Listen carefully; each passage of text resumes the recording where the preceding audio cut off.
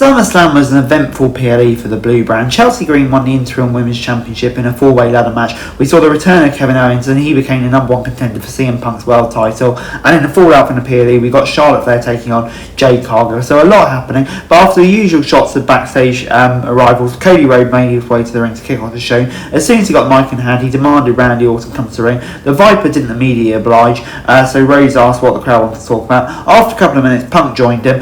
Cody asked if he knew about Orton coming back, and Punk said he had no idea Randy was there. He offered to go and find Orton with Cody and beat him up together. Cody turned down his offer and left the ring to go find the Viper. As the American Nightmare was leaving, Kevin Owens arrived. He gave a stare down with Rhodes, where he gave KO the mic on his way out. Punk and Owens came face to face and talked trash while Aldis tried to talk him down from the apron. Owens has been big time miss on TV, and having him back was a big reminder that he's one of the best talkers today. He came across as genuine, which helps him connect more than a gimmick would. The segment addressed Rhodes v Orton, Rhodes v Punk, and Owens and Punk all at once. It was an efficient use of time, even if nothing happened. All three guys played their part in setting up future accounts as well. It may have gone on longer than necessary, but no one's going to complain about Owens having more mic time. They got a bit of a shoving match at the end, but officials broke it up quickly. We then got Baron Corbin versus Trick Williams for the US title, and obviously a rematch from SummerSlam. These guys have a lot of similar qualities in the ring, so they had no problem making this feel like a physical fight. In fact, it felt like they had their first encounter and a bit more chemistry here. Their SummerSlam encounter was just over 9 minutes long and had a couple more minutes this time, so that helped. Unfortunately, the match ended up almost the same way, with Corbin using the title belt on Trick for the win. With Williams coming out short, WWE will likely have someone else step up for the next title shot very soon, and it seems like it would be Carmelo Hayes, which is the obvious choice, isn't it? 6 out of 10. As we then moved on to Fatal Influence versus Chelsea Green and Tiffany Stratton for the tag titles. Green celebrated winning the championship. The ring had a red carpet, balloons in the corners, and table and champagne.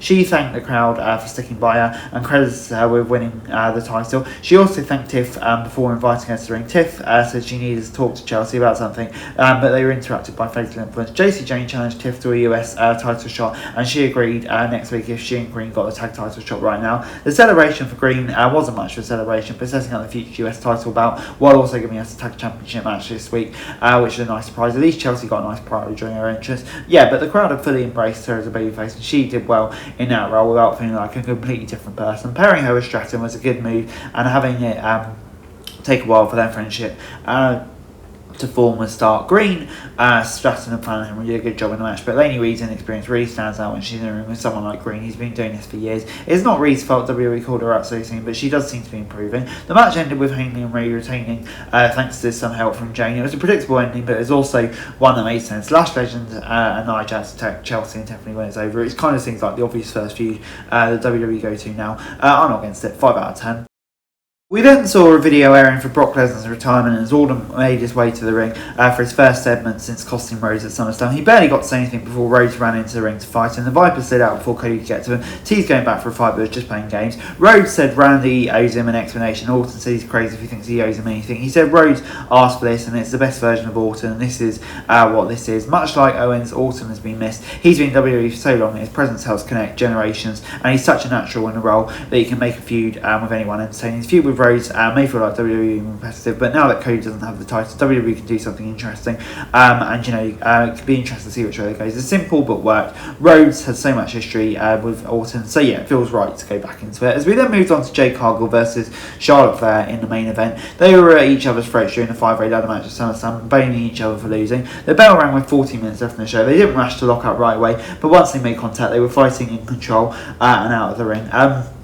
Doing a good job making it feel like the personal matter right out of the gate. They worked together enough time to know each other pretty well, but it's still obvious how much longer Flair has been doing this. Cargill's still improving, but the Queen's so technically sound, it helped make the match enjoyable. The best part I was watching these two fight is it's one of the rare times it feels like either woman is facing their physical equal. Both of them usually go into most bouts with a size and power advantage, so getting them to work at an equal footing was a nice change. This is a solid performance, and it might have been even better than people were expecting. They used their time wisely, making it feel like a hard-fought contest between heated rivals. Adding a couple of big spots like a powerbomb from the middle turnbuckle helped. Alexa Bliss showed up to thwart B-Fab and Meechin, but she had a brace on her arm, so she brought Paxley to assist, who appears to have been called up to the main roster. Flair capitalised and hit natural selection from the top rope. The finish didn't look very good, but most of the match was entertaining, and having Paxley make the save at the end was a good way to get her some attention during her introduction to the main roster. So yeah, I'm going to give it a 6 out of 10. This week's SmackDown gets a 5 out of 10 for me. There were certainly things worth praising in this SmackDown, but it was probably a disappointment. Only giving us 3 matches across 2 hour shows is really poor, and the fact that none of them were longer than usual made it feel even more obvious. We have to live with the number of breaks, but the amount of promos, videos, and interviews were all going on for almost twice as long as the in-ring action. For that reason alone, it gets a low grade as an overall show. Nothing on this show was bad, but it just felt lopsided. WWE has a lot of talent which could get high quality matches out of. It's great to have Orton and Owens back in the mix, and WWE appears to have a handful of views set for the next few weeks. So yeah, that's good, and hopefully it won't be long before we see KO and the Viper back in action. Yes, that's it for this video. Thanks very much for watching. Remember to like, share, subscribe, follow us on our socials, link in the description below for daily wrestling news, meme and content. Subscribe to our other channels on screen right now, that'd be greatly appreciated. Thanks very much for watching. Peace out.